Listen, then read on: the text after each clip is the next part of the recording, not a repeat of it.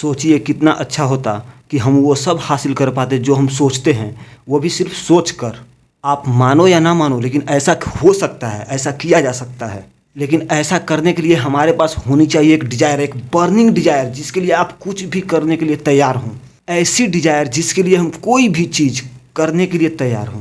Burning desire ही वो चीज़ है जो आपको आगे बढ़ाता है। डिजायर कभी कॉपी नहीं की जा सकती है, ये आपके एक्शन में झलकता है कि आप क्या करना चाहते हैं। जैसे इंसान को उड़ना इम्पॉसिबल माना जाता था, लेकिन यह एक बर्निंग डिजायर ही थी जो राइट्स ब्रदर ने एक एरोप्लेन की इन्वेंशन की। यह एक बर्निंग डिजायर ही थी जैसे जो थॉमस एल्वा एडिसन हजारों बार फेल होने के बाद भी अपने जुनून को नहीं छोड़ा, उन्होंने बल्ब का लास्ट में इन्वेंशन कर ही दिया। जैसे स्टीव जॉब्स ने एक अपने गैराज में बैठकर एप्पल कितनी बड़ी कंपनी खड़ा कर दी, उनके पास एक बर्निंग डिजायर थी। बर्निंग डिजायर का एग्जाम्पल सिर्फ आपको हिस्ट्री में ही नहीं, आपको अभी अपने लाइफ, रियल लाइफ में भी देखने को मिलता है। जैसे प्राइम मिनिस्टर नरेंद्र मोदी का लाइफ देखिए, उन्होंने एकदम जमीन से उठकर एक पीएम तक बनने का सपना पूरा किया। उनका एक्शंस देखिए, आपको क्लियरली दिखेगा कि उनके अंदर कितनी बर्निंग डिजायर थी देश की सेवा करने की। यह बर्निंग डिजायर ही थी जो सचिन तेंदुलकर को एक महान क्रिकेटर बना दिया, क्रिकेट का भगवान बना दिया। यह एक बर्निंग डिजायर ही थी जो एक लो क्लास, मिडिल क्लास लड़के अब्दुल रहमान को शाहरुख खान बना दिया। जिंदगी में कुछ भी पाने के लिए एक स्ट्रॉन्ग डिजायर होना बेहद जरूरी है। डिजायर को रियलिटी में बदलने का एक तरीका है। मैं आपको पैसों का एग्जाम्पल देकर बताना चाहूंगा। मान लीजिए आपको पैसा चाहिए, आपको जितना भी पैसा चाहिए उसका एक एग्जैक्ट फिगर आप अपने दिमाग में सोच लो और उसको एक पेपर पर लिख लो, जिसको पाने की आपके अंदर एक बर्निंग डिजायर है। सिर्फ यह कहना काफी नहीं होगा कि मैं ढेर सारा पैसा चाहता हूँ, एक एग्जैक्ट फिगर अपने दिमाग को बताना बहुत जरूरी है। फॉर एग्जाम्पल, आप एक टैक्सी करते हो और ड्राइवर को बोलते हो चलो, तो ड्राइवर पूछेगा कि आपको कहाँ जाना है, तो आप कहोगे नहीं बस चलो, मुझे तो कहीं ना कहीं जाना है। क्या यह संभव है? क्या यह प्रैक्टिकल लगता है? नहीं। जब तक आप ड्राइवर को एक एग्जैक्ट डेस्टिनेशन नहीं बताओगे कि हमें यहाँ जाना है, इसी तरह आपको अपने दिमाग को यह क्लियरली बताना होता है कि आप कितना पैसा कमाना चाहते हो। अगर आप कहते हो कि हमें ढेर सारा पैसा कमाना है, तो आप एक बार फिर सोचिए कि यह ढेर सारा पैसा कितना होगा, क्योंकि 5,000 किसी के लिए बहुत सारा होता है, 50,000 किसी के लिए बहुत सारा होता है, किसी के लिए 5 करोड़ की बहुत सारा होता है। आपके अनुसार वह बहुत सारा पैसा कितना है, एक एग्जैक्ट फिगर आप अपने दिमाग को बताइए। यह भी डिसाइड कर लो कि आप यह जो पैसा बहुत सारा पाना चाहते हो, इसके बदले में आप क्या देने के लिए तैयार हो, क्योंकि यह आपको पता होना चाहिए कि इस दुनिया में हर एक चीज की अपनी कीमत होती है, कुछ भी फ्री में नहीं मिलता है। यहाँ एक एग्जैक्ट डेट फिक्स कर लो जब तक आप अपना चाहा हुआ पैसा हासिल करोगे। मैं हॉलीवुड स्टार जिम कैरी का एक रियल लाइफ एग्जांपल बताता हूँ। 1990 में जब Jim Carrey as a comedian struggle कर रहे थे, तो उन्होंने अपने नाम का एक चेक बनाया और उस पे 5 साल की डेट डालकर $10 मिलियन लिख दिया और साथ में लिख दिया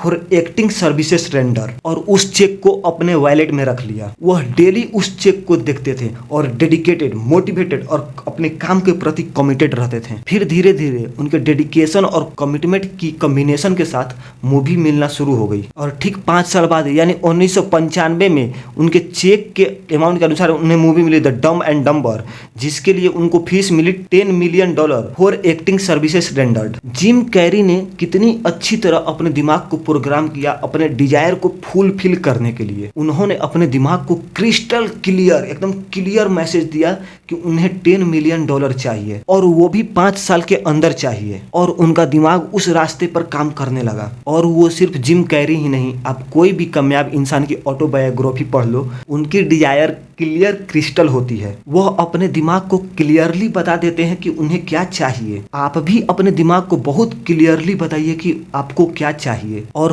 कब तक चाहिए। अब आप एक स्ट्रेटजी बनाओ कि आप किस तरह से अपने बर्निंग डिजायर को सच करोगे, और फिर आप तैयार हो या ना हो एकदम जुट जाइए उस स्ट्रेटजी पर एक्शन लेने के लिए। अब यह होगा कि आपका हर एक एक्शन रिजल्ट प्रोड्यूस करेगा। यह जरूरी बिल्कुल नहीं है कि यह वही रिजल्ट हो जो आप चाहते हो, और जब हमें रिजल्ट वह नहीं मिलता जो हम चाहते हैं, तो हम अपनी डिजायर छोटी कर लेते हैं। फॉर एग्जाम्पल, हमारा हमारा डिजायर्ड रिजल्ट था एग्जाम में 90% लाना। हमने स्ट्रेटजी बनाई, एक्शन लिया और रिजल्ट आया 60%। अब हम जनरली सोचते हैं कि 90% नहीं ला पाए तो सेकेंड एग्जाम में अपनी डिजायर छोटी करके 70% का डिजायर रखते हैं। ऐसा बिल्कुल मत करिए। अगर आप वह रिजल्ट नहीं प्रोड्यूस कर पा रहे हो जो आप चाह रहे हो तो अपनी स्ट्रेटजी चेंज करो, जिससे आपकी एक्शन बदलेगी और जैसे ही एक्शन बदलेगा आपका रिजल्ट बदलेगा। कई बार ऐसा होता है कि हमारा डिजायर क्लियर होने के बाद भी हम वह रिजल्ट हासिल नहीं कर पाते हैं जो हम चाहते हैं। मैं आपको एक और एग्जांपल देता हूं।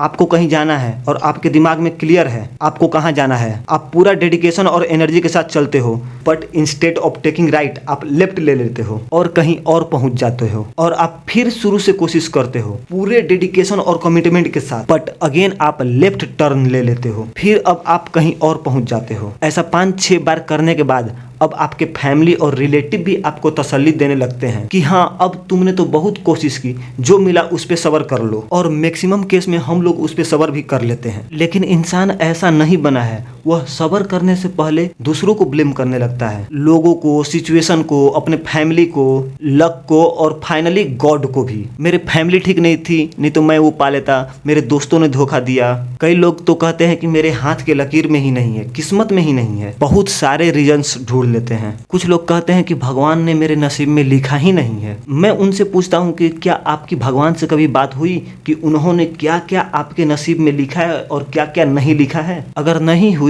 तो आपको कैसे पता कि आपके नसीब में क्या लिखा है और क्या नहीं लिखा है? How can you say that? ये सिर्फ बहाने हैं आपके रॉन्ग एक्शन को जस्टिफाई करने के लिए। किसने आपको रोका था राइट टर्न लेने के लिए? क्यों लिया लेफ्ट टर्न? अगर वह रास्ता गलत था तो आपने रास्ता क्यों नहीं बदल दिया? क्यों आपने अपनी स्ट्रैटेजी नहीं बदली? Who stopped you? No one. आप अभी जहां भी हो अपने लाइफ में एक बार चेक कीजिए, कहीं आपने लेफ्ट टर्न तो नहीं लिया हुआ है? आपको अपने बारे में सिर्फ सोचना है, और अगर अपने बारे में हम सोच भी नहीं सकते तो हम कुछ भी नहीं कर सकते। सोचिए आप अभी किधर जा रहे हो, आपको कहां जाना है। डेली खुद के बारे में सोचने के लिए कम से कम आप 10 मिनट अपने आप को दीजिए। 10 मिनट कुछ भी नहीं है। हम घंटों फिल्म देख सकते हैं, मूवी देख सकते हैं, दोस्तों के साथ घंटों चैट कर सकते हैं, लेकिन हमको अपने बारे में सोचने के लिए पीसफुली हमारे पास 10 मिनट का भी टाइम नहीं है।